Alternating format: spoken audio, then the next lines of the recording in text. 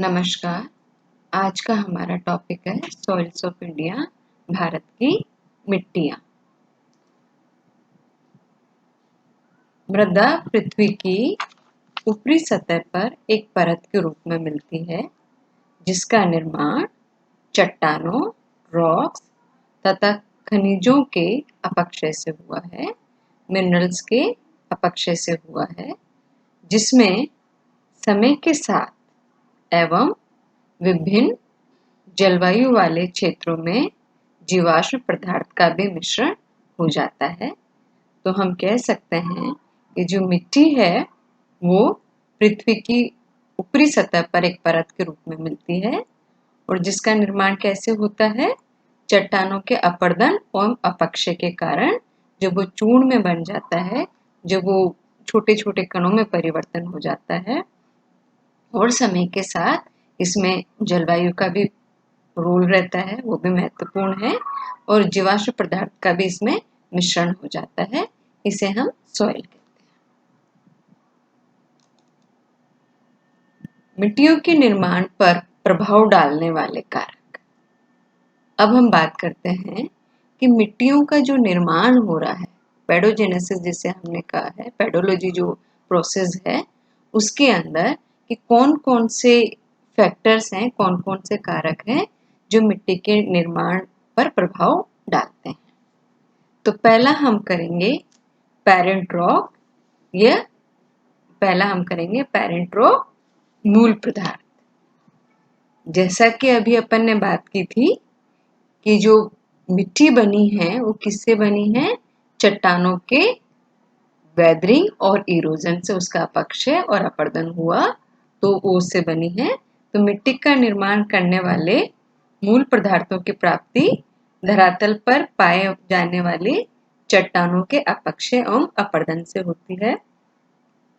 अगर मिट्टी चट्टानों से बनी है और स्थानीय रूप से वहां मिलती है तो उसका रंग गहरा होता है। इस प्रकार की मिट्टी मुख्यतः अपने मूल चट्टान की विशेषता रखती है, जैसे लाल, लेटराइट, काली मिट्टी, वनों की भूरी मिट्टियां इसी प्रकार के। इन मिट्टियों के रासायनिक संगठन में क्रमिक परिवर्तन होता है। इसके विपरीत यदि मिट्टियों का निर्माण नदियों के निक्षेपण कार्य से हुआ है, नदियों की डिपोजिशन वर्क से हुआ है, तो उस स्थिति में मूल चट्टानों से मिट्टी का संबंध बहुत कम रह जाता है। तो कहने का तात्पर्य यह है कि जो उसका जो मूल चट्टान है जिससे वो बनी हुई है, जिन चट्टानों के द्वारा जो सॉइल बनी है उस पर उसका प्रभाव रहता है। The material for soil formation is mainly drive from the rock and it term as the parent material by soil scientists. The surface rocks are exposed to the process of weathering and suffer decay and decomposition. In this process, the rocks are converted into fine grains and provide a base for the soil formation. तो अपक्षय और अपरदन के कारण, decomposition के कारण, weathering के कारण क्या हुआ? जो रॉक्स थी वो फाइन ग्रेन्स के अंदर चेंज हो गई और वो सॉइल फॉर्मेशन के लिए मटेरियल के रूप में काम कर रही है। The soils of northern plain of India has been largely derived from the deposition work of the Himalayan rivers. जो उत्तरी भारत की मिट्टियां हैं वो नदियों के निर्माण के द्वारा बनी हैं। नदियों के द्वारा जो अवसाद लाए जा रहे हैं उनके द्वारा बनी है, उनकी डिपोजिशन वर्क के द्वारा बनी है। तो वहां पे वो एलुवियल फर्टाइल सॉइल पाई जाएगी। जबकि द सॉइल ऑफ पेनिनसुलर प्लेटो, जो प्रायद्वीपीय पठार की जो मिट्टियां हैं वो कोर्स ग्रेन है और वो पेरेंट रॉक के ज्यादा नजदीक है, अपने मूल चट्टानों के ज्यादा नजदीक है। The peninsular rocks are generally less fertile, वो कम फर्टाइल है। दूसरा हमारा पॉइंट आ जाता है ऑर्गेनिक मटेरियल, ये जिसे हम कह सकते हैं प्राकृतिक वनस्पति भी आप इसको कह सकते हैं, जैविक पदार्थ आप इसको कह सकते हैं। ऑर्गेनिक प्राकृतिक वनस्पति दोनों इसके अंदर आ जाते हैं।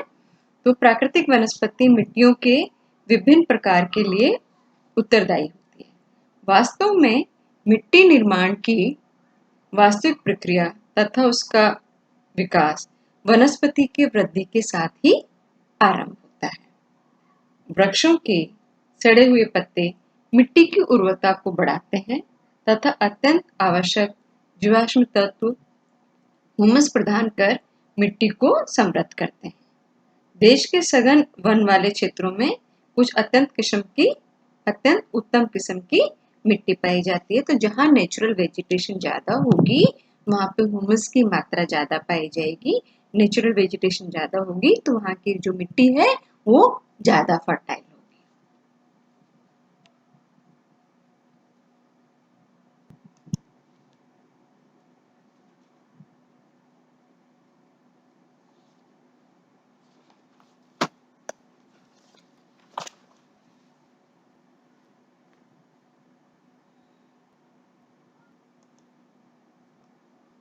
5वां पॉइंट आ जाता है हमारा टाइम या समय। प्रकृति के विभिन्न स्वरूपों की तरह मृदा भी समय के साथ विकसित होती है तथा इनका संगठन, संरचना तथा आंतरिक विशेषताएं निरंतर परिवर्तित होती रहती है। समय मृदा निर्माण में एक महत्वपूर्ण भूमिका निभाता है। मृदा निर्माण की सभी क्रियाएं समय के अनुसार होती है। क्लासिफिकेशन ऑफ इंडियन सॉइल्स, भारतीय मिट्टियों का वर्गीकरण। भारत एक विशाल देश है। यहाँ पर विभिन्न प्रकार की मिट्टियां पाई जाती हैं, डिफरेंट टाइप्स ऑफ सॉइल पाया जाता है। भारतीय मिट्टियों का उचित वर्गीकरण करना बहुत ही कठिन कार्य है। मिट्टियों का वर्गीकरण करने के कई आधार हो सकते हैं, डिफरेंट बेसिस हो सकते हैं उनके क्लासिफिकेशन के। किसी भी एक आधार पर किया गया वर्गीकरण सही नहीं हो सकता। उदाहरणतः रसायन शास्त्री मिट्टियों का वर्गीकरण उनके रासायनिक तत्वों अथवा रासायनिक आवश्यकताओं के आधार पर होता है। इनमें मिट्टियों की संरचना पर ध्यान नहीं दिया जाता। मिट्टियों के वर्गीकरण का सबसे महत्वपूर्ण आधार उसकी उपजाऊ शक्ति है, उसकी फर्टिलिटी है। इस आधार पर on the basis of fertility या उसके उपजाऊपन के आधार पर मिट्टियों को 4 वर्गों में बांटा गया है। अधिक उपजाऊ, मोर फर्टाइल, उपजाऊ, फर्टाइल। तीसरा कम उपजाऊ, लेस फर्टाइल, अनउपजाऊ, बैरन लैंड जिसे अपन कह सकते हैं या फिर कह सकते हैं अनफर्टाइल। इसी प्रकार कणों के आकार के आधार पर on the size of grains of soil, इसी प्रकार कणों के आधार पर भी 4 प्रकार की मिट्टियां मानी जाती है। चिकनी मिट्टी, दोमट मिट्टी, बलुई मिट्टी, रेतीली मिट्टी। रंग के आधार पे भी हम मिट्टियों का विभाजन कर सकते हैं। जैसे काली मिट्टी, पीली मिट्टी, भूरी मिट्टी को मान्यता प्राप्त है। कुछ मिट्टियां किसी विशेष फसल के लिए विख्यात होती है, फेमस होती है, अतः उन्हें उन फसलों के साथ जोड़ा जाता है। उस सॉइल का नाम उस फसल के साथ में जोड़ दिया जाता है। जैसे दक्कन के पठार की काली मिट्टी, ब्लैक सॉइल ऑफ दक्कन प्लेटो। जैसे दक्कन की पठार की काली मिट्टी को कपास की मिट्टी, क्योंकि वहां पे कॉटन बहुत अच्छा होता है तो इसलिए उसको ब्लैक सॉइल को हमने दूसरा नाम क्या देते थे, कॉटन सॉइल। इसलिए दक्कन के पठार की काली मिट्टी को कपास की मिट्टी या कॉटन सॉइल भी कहते हैं। उसी तरह असम की पहाड़ियों की मिट्टी को चाय की मिट्टी, टी सॉइल भी के नाम से भी जाना जाता है। भारतीय कृषि अनुसंधान परिषद, Indian council of agricultural research, भारतीय कृषि अनुसंधान परिषद ने भारतीय मिट्टियों को 8 प्रकार के अंदर बांटा है। 8 टाइप्स इसके अंदर इन्होंने 8 पार्ट्स में इन्होंने डिवाइड किया है। सबसे पहले आ जाती है जलोढ़ मिट्टी एलुवियल सॉइल। 8 मिट्टियों में बांटा है, प्रमुख 8 मिट्टियों में बांटा है। पहला है जलोढ़ मिट्टियां, एलुवियल सॉइल। दूसरी है काली मिट्टियां, ब्लैक सॉइल। तीसरी है लाल मिट्टियां, रेड सॉइल। चौथी है लेटराइट तथा लेटराइटिक मिट्टियां, लेटराइट तथा लेटराइटिक मिट्टियां। पांचवा है वन तथा पर्वतीय मिट्टियां, forest and mountain soils, forest and mountain soils, one तथा पर्वतीय मिट्टियां। फिर है शुष्क और मरुस्थलीय मिट्टियां, शुष्क और मरुस्थलीय मिट्टियां, एरिड एंड डेजर्ट सॉइल्स। सातवीं है लवण तथा क्षारीय मिट्टियां, सेलाइन and alkaline soil, सेलाइन and alkaline soils, लवण तथा क्षारीय मिट्टियां। चौथी है पीट तथा दलदल युक्त मिट्टियां, पीट तथा दलदल युक्त मिट्टियां, पीटी एंड मार्सी सॉइल्स, जैसे हम मानचित्र के अंदर देख सकते हैं आगे। ये इसके अंदर मिट्टियों के प्रकार बताए हुए हैं। तो जो सबसे मुख्य है हमारी जलोढ़ कांप मिट्टी, ये कम से कम भारत के 43% भूभाग पे फैली हुई है। सिंधु गंगा ब्रह्मपुत्र का एरिया, सिंधु गंगा ब्रह्मपुत्र का मैदान इसके अंदर आ जाता है। समुद्र तटीय मैदान भी आ जाता है, पूर्वी एवं पश्चिम यह है। फिर है जैसे लाल मिट्टी, तो ये कम से कम आपके 18% भूभाग पे है।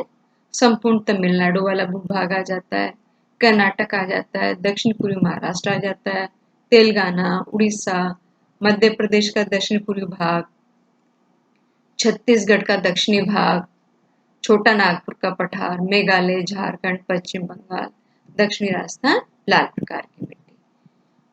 काली मिट्टी, ये 15% के आसपास इसका भूभाग है, जिसपे 15% है ये महाराष्ट्र में, गुजरात में, मध्य प्रदेश में, छत्तीसगढ़ के अंदर, छत्तीसगढ़ का उत्तरी भाग और तमिलनाडु का लावा क्षेत्र, इसलिए काला मिट्टी कहते हैं क्योंकि लावा के द्वारा निर्मित है, वोल्केनिक इरप्शन के द्वारा निर्मित है। लेटराइट मिट्टी, ये 3.7% भूभाग कवर कर रही है। कर्नाटक, केरल, तमिलनाडु, आसाम, महाराष्ट्र, उड़ीसा का पर्वतीय भाग इसके अंदर आ जाता है। बलुई, मरुस्थलीय, बलुई और मरुस्थलीय राजस्थान का भाग इसके अंदर आ जाता है। 4.4% के आसपास ये एरिया कवर कर रही है। पश्चिमी राजस्थान इसके अंदर आ जाता है, पंजाब है, हरियाणा है, पश्चिमी उत्तर प्रदेश है, मध्यवर्ती कर्नाटक के वृष्टि छाया प्रदेश है। पर्वतीय मिट्टी है, कश्मीर से अरुणाचल प्रदेश के पर्वतीय राज्य इसके अंदर आ जाते हैं। और बाकी अन्य मिट्टियों के अंदर 6% के भूभाग इसके अंदर आ जाते हैं। अगले वीडियो के अंदर हम इनका विस्तार से इनकी कैरेक्टरिस्टिक्स देखेंगे, इन सारी मिट्टियों की, इनकी क्या विशेषताएं हैं, ये कहाँ कहाँ पाई जाती है। Thank you.